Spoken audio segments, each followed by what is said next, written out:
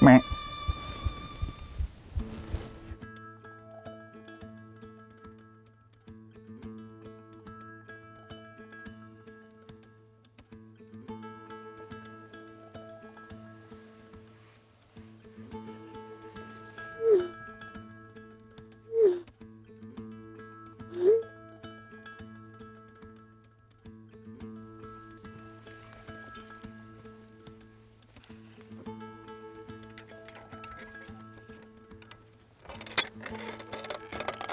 It is November 5th, and it is a great day to go turkey hunting, which is what I'm going to do this morning, I think.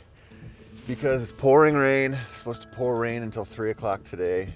And I came out of the woods last night to a flat tire, and now I got to go somewhere to get my tire patched up because there was an enormous nail in it. Rut seems a little snake bit for us right now. And I'm really hoping it turns around.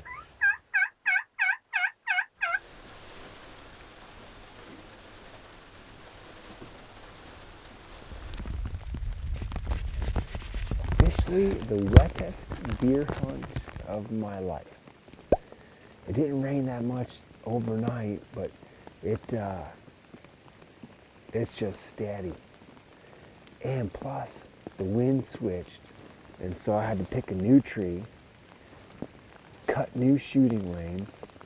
It's been quite the morning, but I'm in a tree, I'm in a good spot, and if it lets up and the deer get on their feet, I'll be ready. This morning, the plan is to get deeper into the public.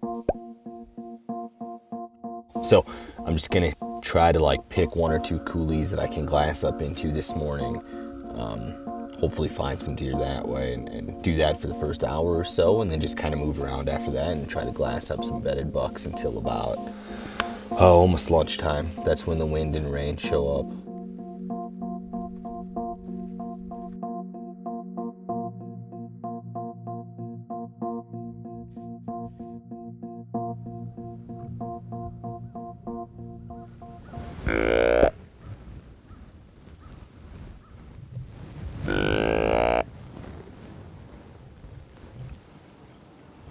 It's the morning of November the 5th. Cool.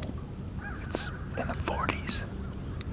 Front push through yesterday is what we've been waiting for. I'm hunting the back corner of a field that's there's a ridge that comes down here. There's a big finger of woods here. There's a big connection of woods. Over there, it's like everything happens right here. It's a great travel area.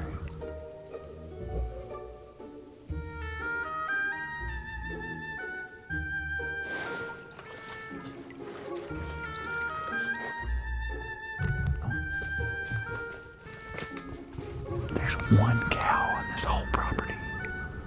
There's not supposed to be any. It's the neighbor's cow. And it ended up right under our stand, acting the fool this morning.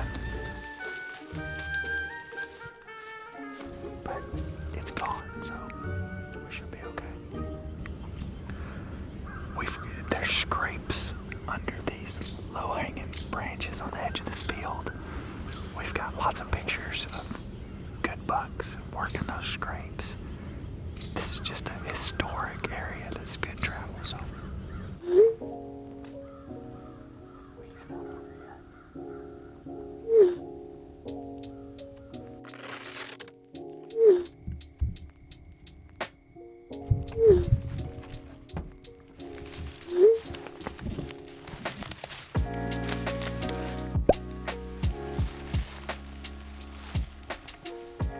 It is 7:57 a.m. and I'm pushed back into probably my best area on this property. There's this really nasty, awesome bedding area up on this little knob, and I positioned myself downwind of it, blowing my wind off over a little bit of a cliff down to a creek bed. It's a pretty sweet setup. I'd be really excited if it weren't for the fact that it is thicker than a rat's nest in here. And I have very, very few shooting lanes. I That's the downside of hunting a brand new place and running and gunning. You know, sitting up in the dark.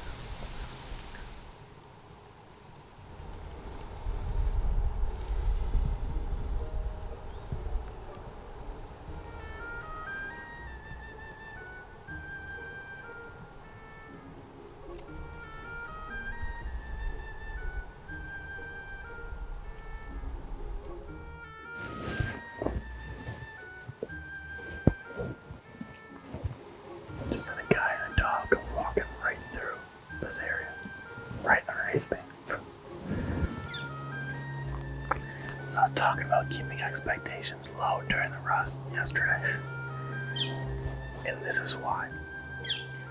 Yesterday, Tony spooked a big buckle. He was walking out of the tree and got back to his truck and had a flat tire.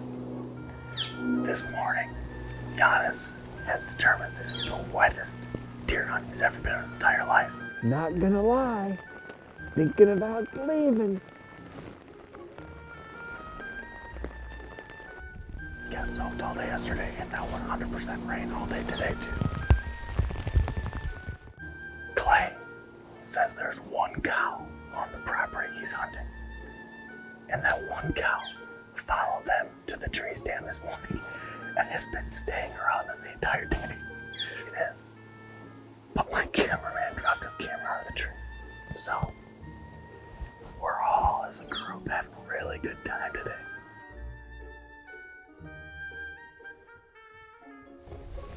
So far, the bad stuff today has just been limited to those other 4 guys. I'm actually sitting under a rainbow right now, which is really cool. I know that means that we got some wind and rain coming in a few hours, but for now, I'm all right with it.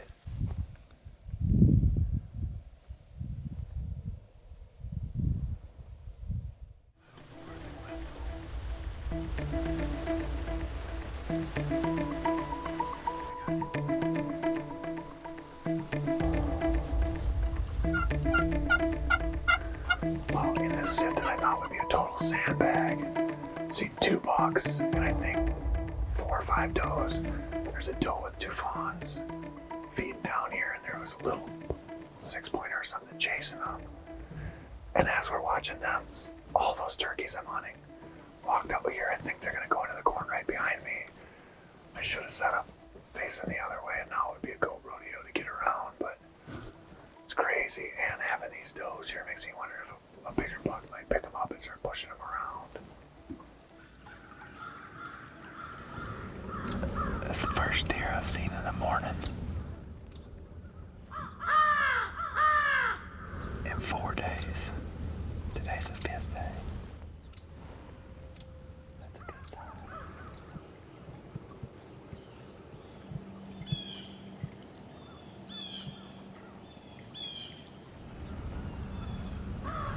I like to see deer because I am a deer hunter.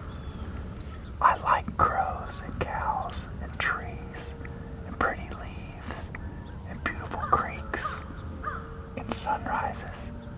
But the main thing I want is a deer because I'm a deer hunter. I haven't killed a deer yet. I want to kill a deer. That's why I'm here.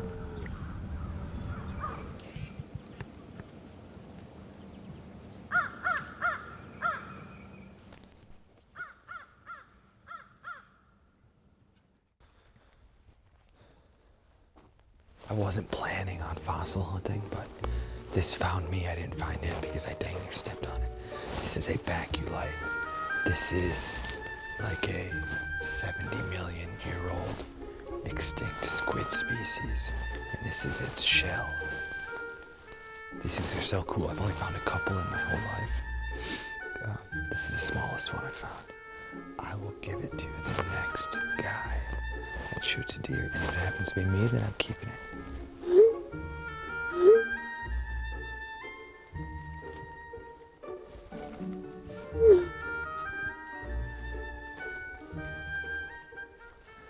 Okay, it's midday. It's been more than 24 hours since I've seen a deer. That's not very good. I've been sitting here thinking how thankful I am that I shot that buck early in the trip. Because if I hadn't, and we were dealing with all this right now, I'd be a whole lot more stressed out. But I'm playing with house money, having already filled one of my tags, so I'm not too kind of frazzled right now with these circumstances. I still can't believe I didn't see anything in here. It's such a good looking area. Tons of sign. But man, if I've said it once, I've said it a million times. I can change in a second, so I gotta practice what I preach. Keep on keeping on.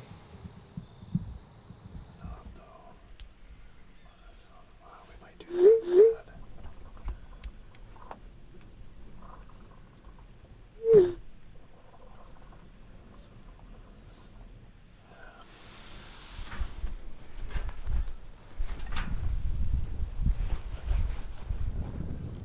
Afternoon of November 5th, and we finally got a break in the rain, and I'm heading out to this stand that I hung in the summer, where if you watched last year, I had an encounter with like a 150 that ended up skirting me below and then going right down the dike, and I called him back and he busted me. This is just the other end of that spot, and it is a travel hub.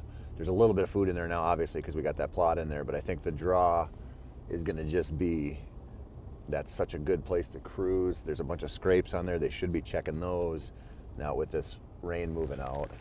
And I'm very, very excited to get out of a box blind and go sit in a tree that I set up for this shoot. And I think it's going to be pretty good. There's been a lot of does in there, and they should be cruising like crazy. So I have my fingers crossed, and I am ready to hunt like I want to.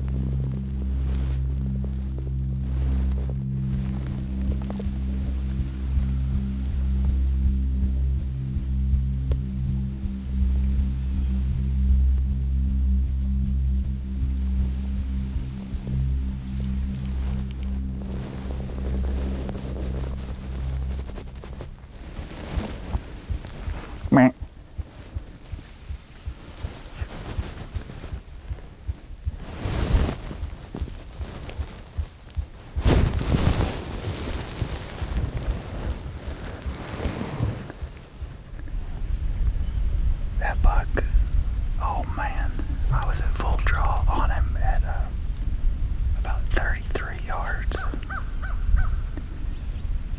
And he started walking, and I just barely meeped at him, you know. And man, that sent him off.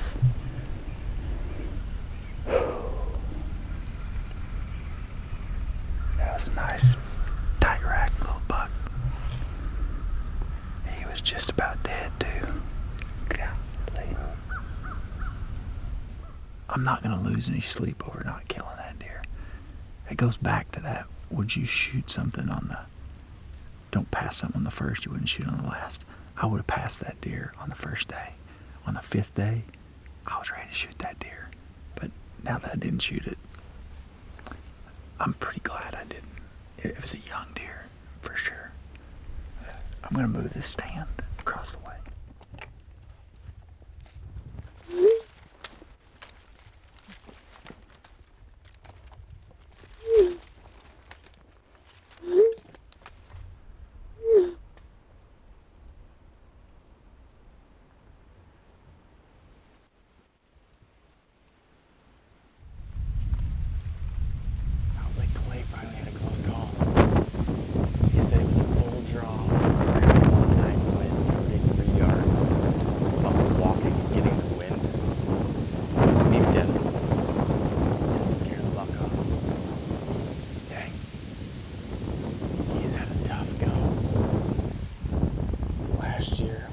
until the very last night. It was slow going. Now this year, kind of same thing. He's due. He's got a history of pulling it off in the end of the game, so hopefully they'll come together for him soon. He's just got to get rid of those mules and cows. He's got farm animals all around him.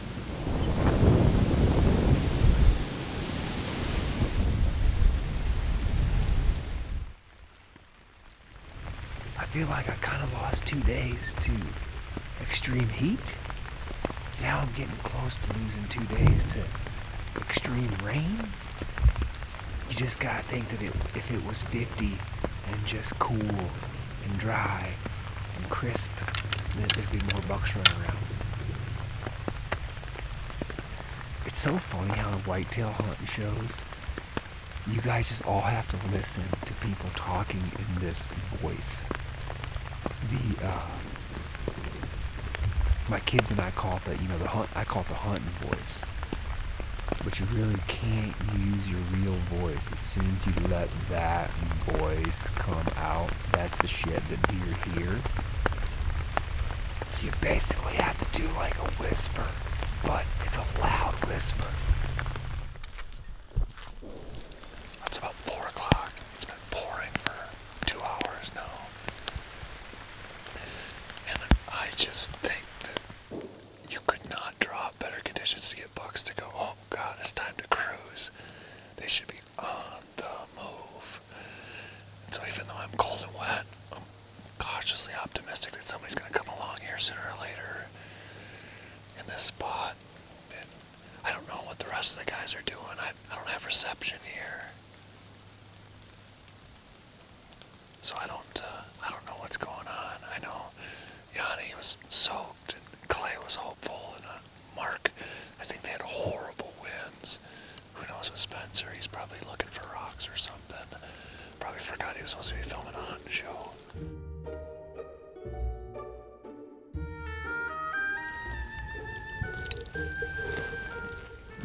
This is the coolest one I've found yet. This one you can see the super defined segments, these little fissures. It's also got like this really brilliant color. I don't have a baculite with this color. So that one is way cool. But that color, I haven't seen many like that. That's cool. Oh yeah, look it up here too. You can see more segments. That's great.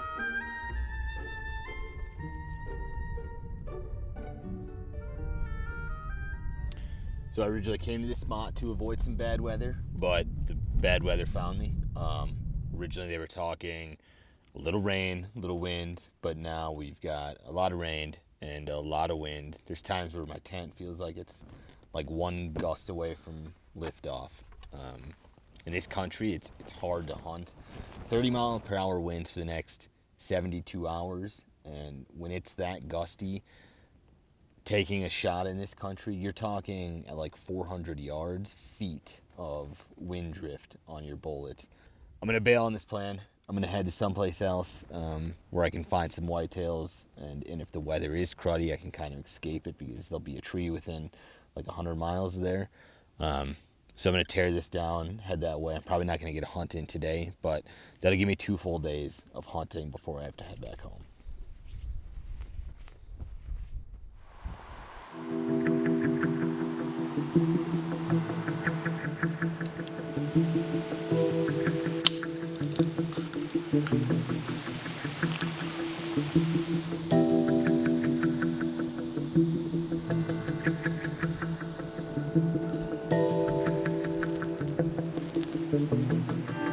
It's the evening of November the 5th. We saw more deer here this morning than any other place that we've been. So that's good. Tried to shoot a buck that I'm kind of glad I didn't. Day 5, man. Tony Peterson has been in a rainstorm for 2 days. He's finally got good weather and he's in this really good spot. So, man, Tony's got a really good chance.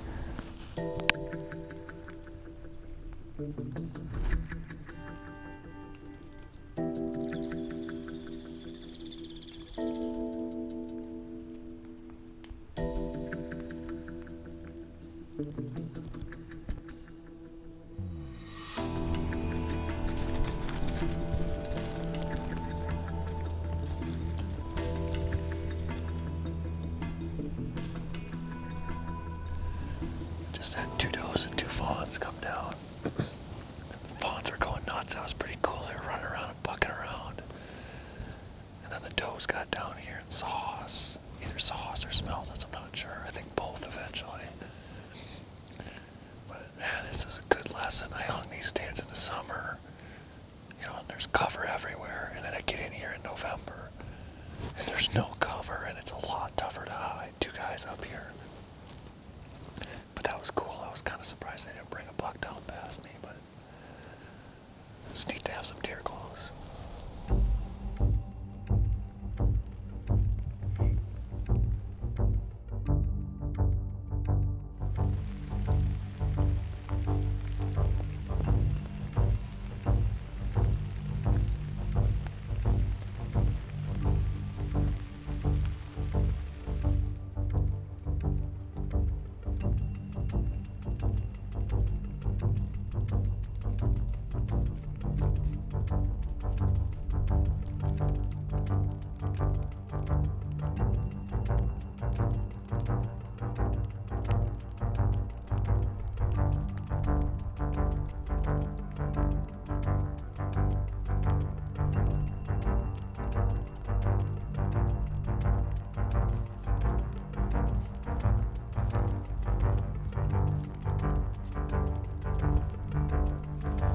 That was great. Little spike encounter.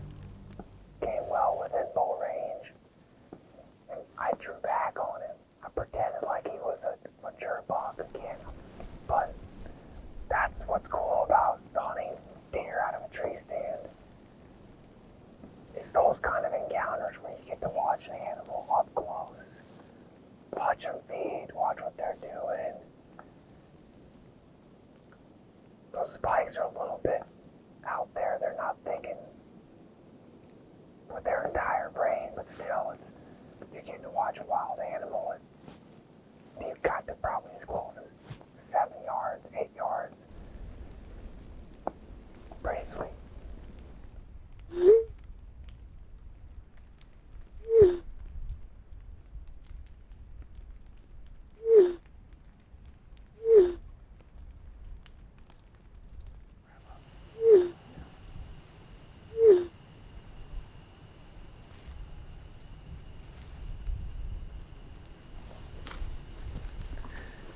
That was a brutal, brutal day. I've been in here about 13 hours. And just saw my first deer of the day. There's a single doe. Came out in this cornfield like 150 yards away that's way back behind us. I don't get it, even with the bad weather. Should have seen more. So, perplexing, disappointing. But all you can do is keep it on, so.